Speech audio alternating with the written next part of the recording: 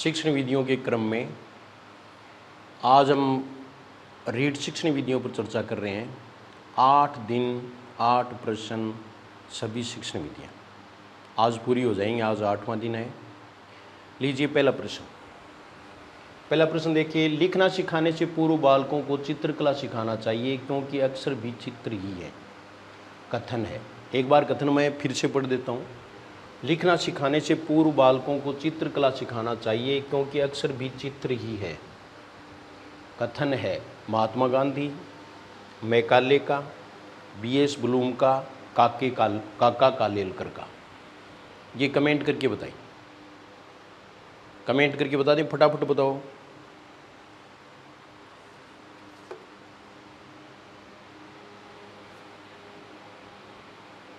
मिले जुले उत्तर आ रहे हैं। चलो मैं बता देता हूँ। महात्मा गांधी, मोहनदास करमचंद गांधी। महात्मा गांधी ने ये कहा था, ये स्टेटमेंट पहले पूछ चुकी। C-टेट में भी प्रश्न है, वो आ चुका है। 2-3 बार प्रश्न आ चुका है ये। क्योंकि चित्रकारी है वो लिखने की पहली सीढ़ी है। चित्रकारी लिखने की प्रथम सीढ़ी है। एक आध प्रश्न है वो कई बार स्टेटमेंट पर पूछ लेते हैं, तो वो अब तक हमने स्टेटमेंट लिए नहीं थे ना, तो वो स्टेटमेंट अब लिए। स्टेटमेंट 2 ले लिए इसमें। ये पहला प्रश्न था, लिखना सिखाने से पूर्व बालकों को चित्रकला सिखाना चाहिए क्योंकि अक्सर भी चित्र ही हैं। कथन है महात्मा गांधी का। इससे पहले मैं आपको बता चुका हूँ लेखन कौशल में कि लेखन कौशल में सबसे पहले बालक को सीधी रेखाएं, तिरछी रेखाएं, फिर चित्र भी चौकोर, वृत्ताकार नहीं, उसके बाद में अर्धवृत्त, फिर वृत्त बनाना, उसके बाद में अक्षर लिखना सिखाया जाता है।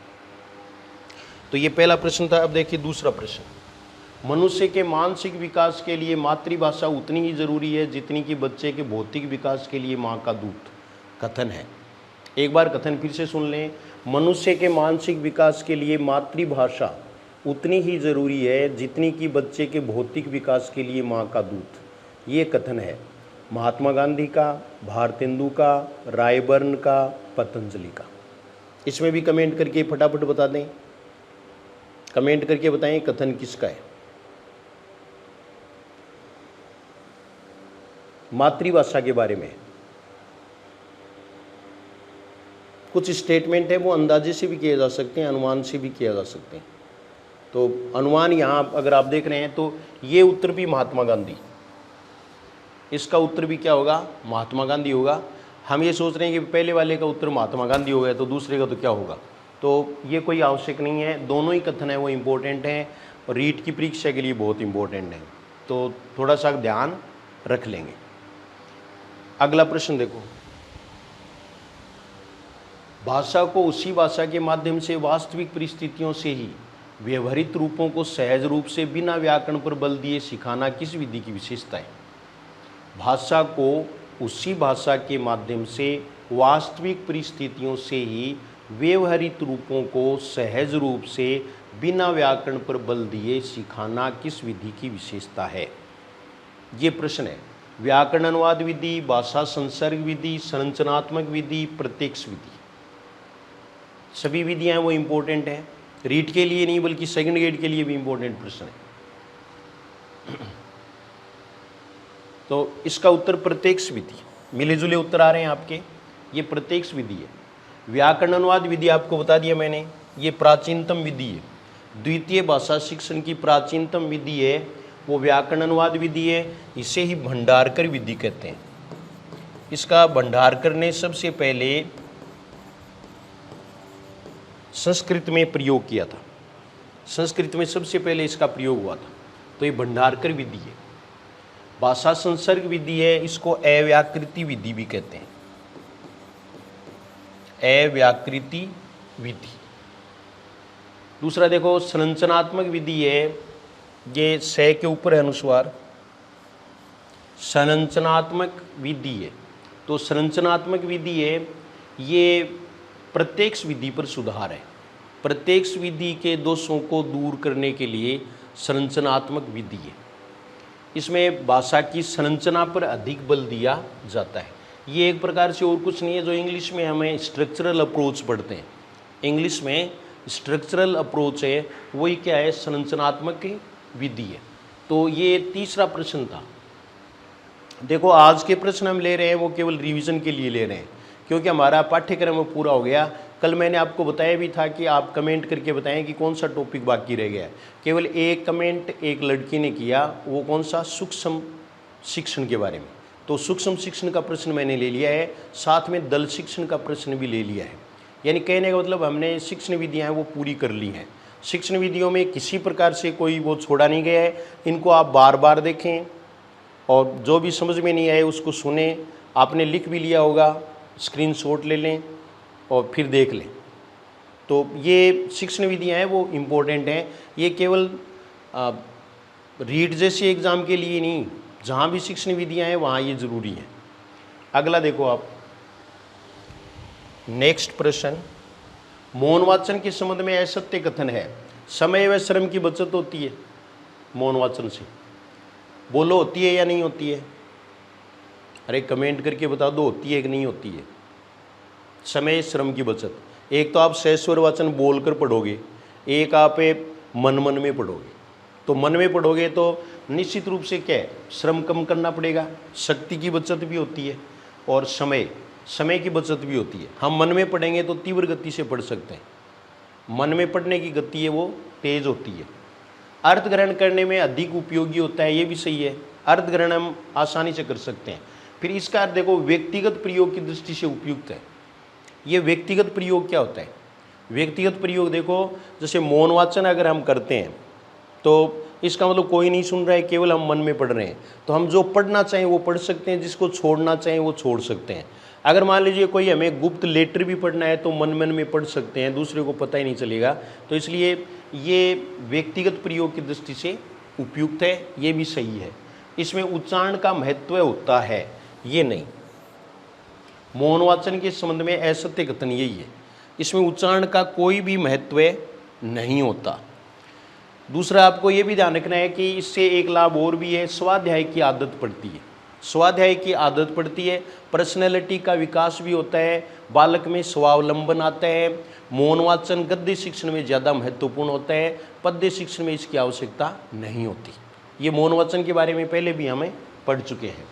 नेक्स्ट प्रश्न देखो, द्रुत वाचन के लिए उपयुक्त सामग्री है। ये दो प्रकार के वाचन होते हैं। अगर हमें बात करें मौन वाचन की, तो मौन वाचन में दो भेद होते हैं, एक द्रुत वाचन होता है और एक गंभीर या गहन वाचन होता है। तो ये देखो, द्रुत वाचन के लिए उपयुक्त सामग्री कौन सी है? समाचार पत्र, पत्र पत्रिकाएं, कहानियाँ, उपयुक्त सभी। इस प्रश्न का उत्तर आप कमेंट करके देंगे, कमेंट करके बताएं।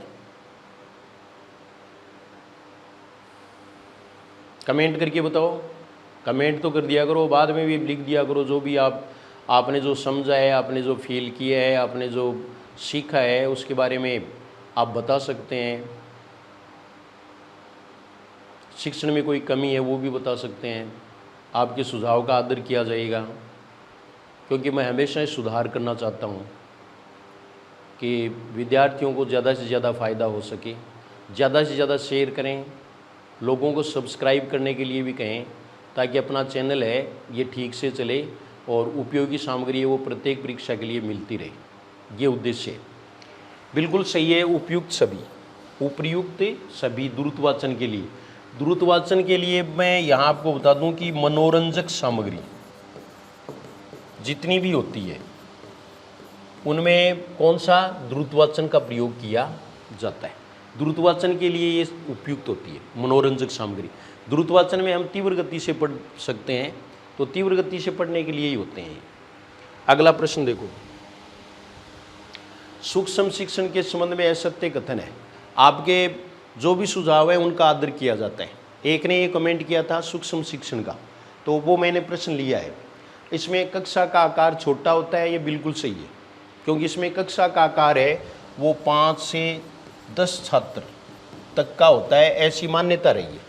ये कोई फिक्स नहीं होता है, लेकिन सूक्ष्म शिक्षण वह शिक्षण है जिसमें 5 से 10 तक छात्र होते हैं, 5 से 10 मिनट का कालांश होते हैं, यानी कालांश भी छोटा होता है। एक बार में एक ही कौशल का अभ्यास होता है। तो ये देखिए, एक समय में एक कौशल का ही अभ्यास होता है, ये भी सही है। यह शिक्षण का सरलीकृत रूप है, बिल्कुल सही है। लघु सरलीकृत रूप है, लघु सरलीकृत रूप है, तभी तो इसको क्या कहते हैं, सूक्ष्म शिक्षण कहते हैं। ये बालकों के लिए शिक्षण प्रणाली है, ये बात गलत है। ये बालकों के लिए नहीं है, बल्कि ये शिक्षकों के लिए है, विशेष रूप से छात्राध्यापकों के लिए, जिनको ट्रेनिंग देनी है वो। अब देख लो सूक्ष्म शिक्षण होता क्या है। सूक्ष्म शिक्षण में ये देखा जाता है कि छात्राध्यापक हैं वो कोई किसी कौशल में कमज़ोर रह गया, कोई किसी कौशल में कमज़ोर रह गया, तो उनके शिक्षण कौशल का विकास करने के लिए सूक्ष्म शिक्षण की व्यवस्था की जाती है। अब इतने क्लासरूम और वो कहाँ से लाएं, तब ये सूक्ष्म रूप से की जाती है। और सूक्ष्म रूप से पहले मैंने आपको बता दिया कि सूक्ष्म शिक्षण है, उसका आविष्कार किसने किया, एलन ने किया। कीथ का विचार था और एलन ने ऐसा किया है। इसके बारे में एक महत्वपूर्ण सूचना है, वो आपको और भी ध्यान में रखनी है। वो बता सकते हैं कि आपकी कौन सी महत्वपूर्ण सूचना है। तो महत्वपूर्ण सूचना कौन सी है कि इसका प्रारंभ है वो कहाँ से हुआ था, सूक्ष्म शिक्षण का प्रारंभ कहाँ से हुआ। इसका प्रारंभ अमेरिका से हुआ, अमेरिका से इसका प्रारंभ हुआ। विश्वविद्यालय का नाम भी एक बार पूछा हुआ है, तो ये स्टैनफोर्ड विश्वविद्यालय, स्टैनफोर्ड विश्वविद्यालय से इसका प्रारंभ माना जाता है। सूक्ष्म शिक्षण में बहुत सारी बातें, इसकी वीडियो रिकॉर्डिंग होती है, और इसमें एक सूक्ष्म शिक्षण चक्र भी है जो एनसीईआरटी ने दिया, वो 36 मिनट का है। सबसे पहले वो ये देखो शिक्षण, पहले तो शिक्षण करवाया जाता है, उसके बाद में प्रतिपुष्टि, प्रतिपुष्टि यानी फीडबैक, उसके बाद में प्रतिपुष्टि के बाद में प्रतिपुष्टि कर ली, शिक्षण करवा दिया, फिर प्रतिपुष्टि हो गई। प्रतिपुष्टि के बाद में क्या हुआ, इसके बाद में फिर से शिक्षण है। शिक्षण से पहले योजना बनानी पड़ेगी, तो ये पुनर्योजना, ये पुनर्योजना हो गई। पुनर्योजना के बाद में क्या करोगे आप, पुनः शिक्षण, पुनः है शिक्षण, फिर प्रतिपुष्टि। इस प्रकार से ये चक्र है वो चलता ही रहता है। भी पहले तो योजना बनाएंगे, वो उसको चक्र में शामिल नहीं करेंगे, पहले शिक्षण करवाएगा, शिक्षण के बाद में ये देखो प्रतिपुष्टि, प्रतिपुष्टि के बाद में फिर से पुनर्योजना, उसके बाद में पुनः शिक्षण। ये इस तरह से इसका जो रेंज है वो चलती रहेगी। इसमें औरों में 36 मिनट में 6-6 मिनट होते हैं, एक दो इसमें देख लेना आप। तो ये पुनर्योजना है, इसमें 12 मिनट होते हैं, बाकी सभी हैं वो 6-6 मिनट के हैं, बाकी सब हैं वो 6 मिनट के। तो ये सूक्ष्म शिक्षण चक्र, ये सेकंड ग्रेड में पहले पूछा हुआ प्रश्न है, तो ये आपको ध्यान में रखना है कि जैसे पहले योजना बनाना, फिर शिक्षण करवाना, फिर शिक्षण के बाद में क्या होगा, प्रतिपुष्टि, उसके बाद में फिर से पुनर्योजना, फिर पुनः शिक्षण, इसके बाद में पुनः प्रतिपुष्टि, फिर शिक्षण, ऐसे ये चलता रहेगा। ये 36 मिनट का होता है।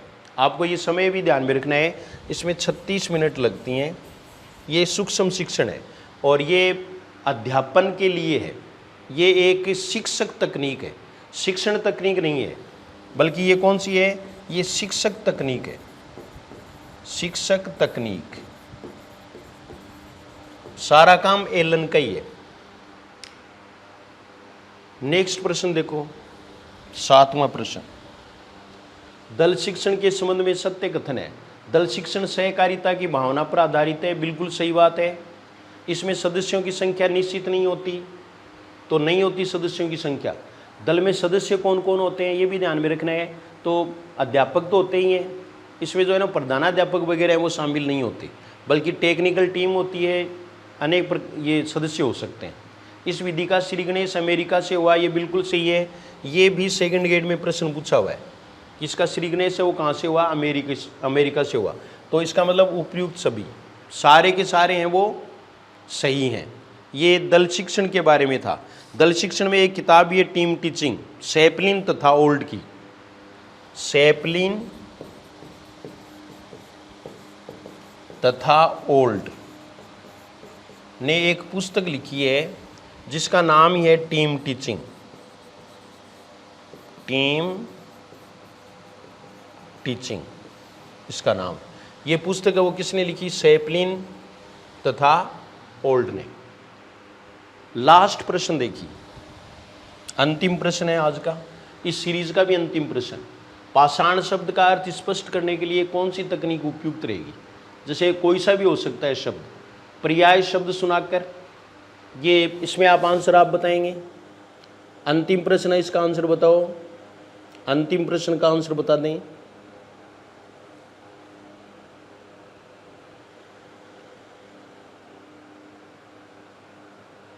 हाँ सही है, सही बता रहे हैं। तो ये देखिए, पाषाण दिखाकर, कुछ है वो मिले जुले उत्तर हैं। तो हम पर्याय शब्द से भी बता सकते हैं, वाक्य में प्रयोग करके भी इसका अर्थ बता सकते हैं। चित्र दिखाएं तो चित्र भी दिखा सकते हैं, लेकिन पाषाण है वो छोटा ही है, वो दिखाया जा सकता है। सबसे प्रभावी है वो वास्तविक पदार्थ दिखा करके, और ये दृश्य सामग्री होती है। तो ऐसा ही किया जाना चाहिए भाई। जैसे मान लीजिए भाई कोई टीचर है, वो नीम के नीचे बैठी है, ठीक है, और बालकों को पढ़ा रही है कि देखो नीम के पत्ते ऐसे होते हैं, किताब में से वो दिखा रही है।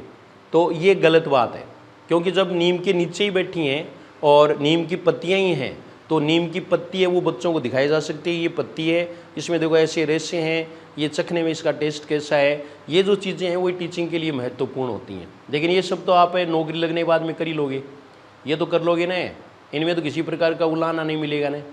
हाँ, नौकरी ज़रूर लगोगे, लेकिन पहले से एक रिजोल्यूशन करो, पहले से आप एक प्रतिज्ञा करो कि बच्चों को खूब पढ़ाओगे।